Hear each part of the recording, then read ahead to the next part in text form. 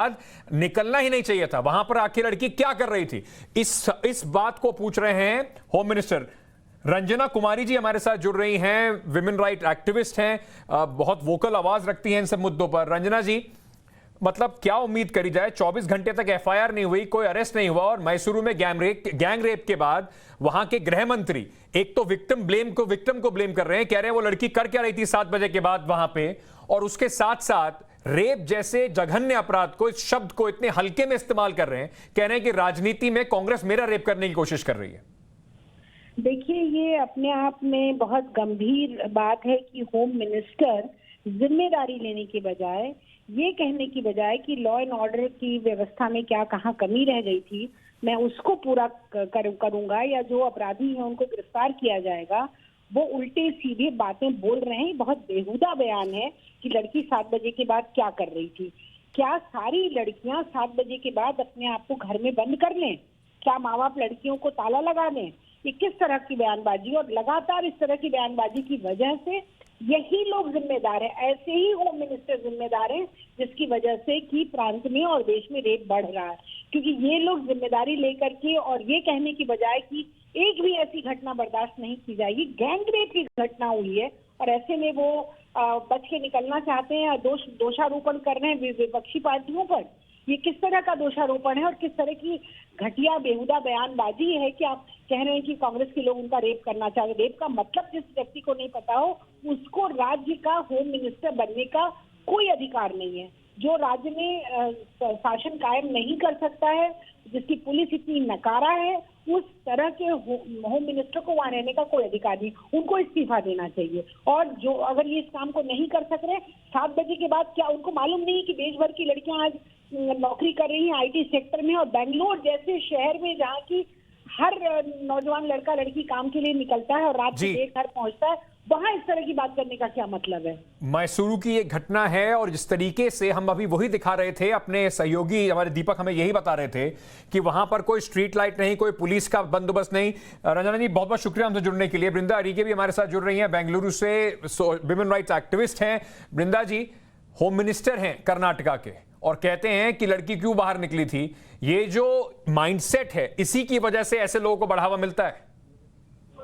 आप बिल्कुल ठीक बोल रहे हो। ये हमारे गृह मंत्री हैं और इनकी सोच, ये पुरुष प्रधान की सोच है कि महिला 7 बजे के बाद बाहर नहीं निकलना चाहिए। और इस महिला पर जो अत्याचार, बलात्कार, गैंग रेप हुआ है, उसके बारे में वो बात नहीं कर रहे।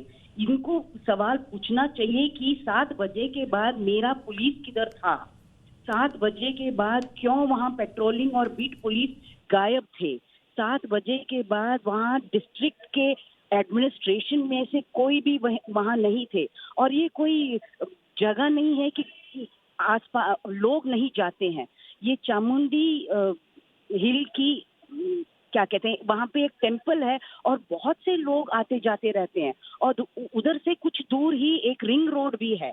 तो ये सोचने की बात है कि इतने दिन के बाद इन्होंने कुछ भी नहीं किया है। और ये लोग जो बलात्कार कर रहे हैं, उन्होंने प्लान किया है। उनको पता है कि वहाँ पुलिस नहीं है, वहाँ स्ट्रीट लाइट्स नहीं है, वहाँ कोई भी सीसीटीवी कैमरा नहीं है, और वो ये जो चाहे कर सकते हैं।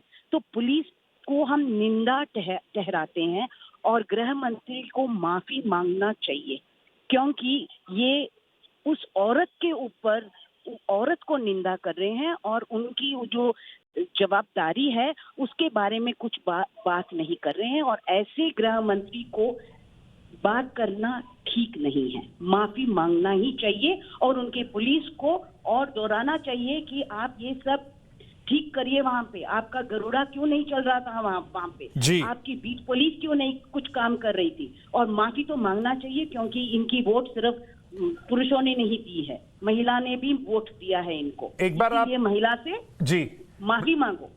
बल्कि मुझे नहीं लगता कि माफी मांगना इसमें सफिशिएंट है। माफी मांगने से काम चल जाएगा। जिस व्यक्ति को जिस पोजीशन पे ये बैठे हुए हैं, गृह मंत्री के कुर्सी पे बैठे हुए हैं, अगर अपनी कुर्सी पे, अपने काम पर उनको अगर वो इस तरीके का उनका व्यवहार है, महिलाओं के प्रति इस तरह का व्यवहार है, उनका कोई हक नहीं बनता वहां के होम मिनिस्टर होने का, पुलिस और लॉ एंड ऑर्डर को अपनी जिम्मेदारी में रखने का। मैं एक बार फिर आपको कर्नाटका के गृह मंत्री का बयान सुनवाता हूं, जिन्होंने बड़ी ही बेशर्मी से एक गैंगरेप पीड़िता के ऊपर उंगली उठा दी और साथ ही साथ जो शब्द है रेप उसको कितने हल्के में इस्तेमाल किया है राजनीतिक पूरे मुद्दे को इसको बनाने के लिए।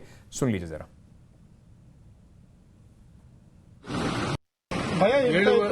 ಏಳುವರೆಯಲ್ಲಿ ಅವರು ಹೋಗಿದ್ದಾರೆ ನಿರ್ಜನವಾದಂಥ ಪ್ರದೇಶ. ಮೊದಲನೇದಾಗಿ ಹೋಗಬಾರ್ದಾಗಿತ್ತು, ಯಾರನ್ನೂ ಹೋಗಬೇಡಿ ಎಲ್ಲೂ ಹೋಗಬೇಡಿ ಅಂತ ತಡಿಲಿಕ್ಕೆ ನಮ್ಗೇನು ಆಗೋದಿಲ್ಲ. ಈಗೇನು ಅನಿಸುತ್ತೆ ಹೋಗಿದ್ದಾರೆ. ಹೋದಾಗ ಅಲ್ಲಿ ನಿರ್ಜನ ಪ್ರದೇಶ ಹೇಳಿ ಅಲ್ಲಿ ಯಾರು ಇರಲ್ಲ ಅಂತ ಯಾರೂ ಹೋಗೋದಿಲ್ಲ.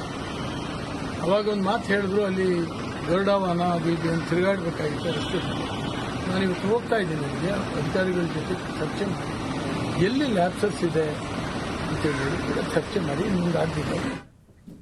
एक बार फिर मैं आपको दीपक के पास ले चलता हूं। दीपक, जो जिस तरीके का बयान आया है, और क्या उसके बाद उम्मीद है कि जो गृह मंत्री हैं जयनेंद्र साहब वो आके कुछ माफी मांगेंगे, अपने बयान को वापस लेंगे, कोई एक्शन होगा उनके ऊपर?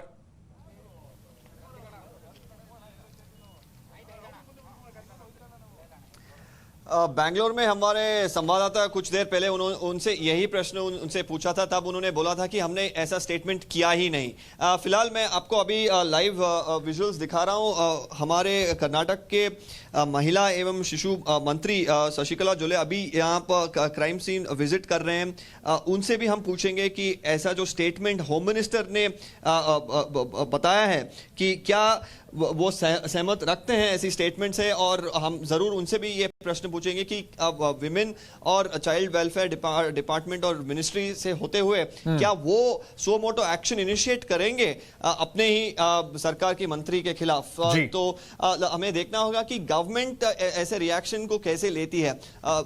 ठीक, अभी वो तो फर्स्ट टाइम मिनिस्टर है, लेकिन हमें कर्नाटक के चीफ मिनिस्टर से पूछना होगा कि क्या उनको लगता है कि ऐसे मिनिस्टर कंटिन्यू करना चाहिए अपनी मिनिस्ट्री। दीपक, जाने से पहले मैं आपसे पूछना चाहता हूं, इस वक्त जो विक्टिम है उसके क्या हाल हैं, क्योंकि वो अस्पताल में हैं, और पुलिस की जो इन्वेस्टिगेशन है क्या वो पहुंच रही है, उन्हें आइडेंटिफाई कर पाए हैं लोगों को?